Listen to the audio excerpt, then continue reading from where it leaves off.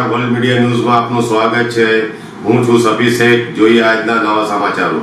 ભરૂચ જિલ્લામાં નશાના કાળા કારોબાર સામે પોલીસ વધુ એક મોટો પ્રહાર કર્યો છે। ભરૂચ એસઓજીએ ચોક્કસ બાતમીના આધારે કંથારિયા રોડ પર આવેલા ખોબે પાર્ક 1 ખાતે દરોડો પાડી 1 કિલો 922 ગ્રામ ગાંજા સાથે એક શખ્સને ઝડપી પાડ્યો છે।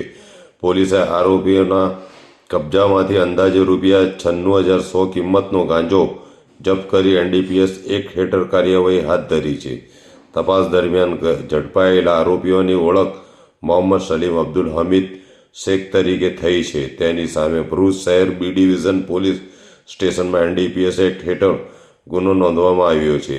પ્રાથમિક તપાસમાં ઓડિશાના રહેવાસી રાકેશ સલાવત નામના વ્યક્તિની સંડોવણી સામે આવતા તેને વોન્ટેડ જાહેર કરી પોલીસે શોધખોળ તેજ કરી છે।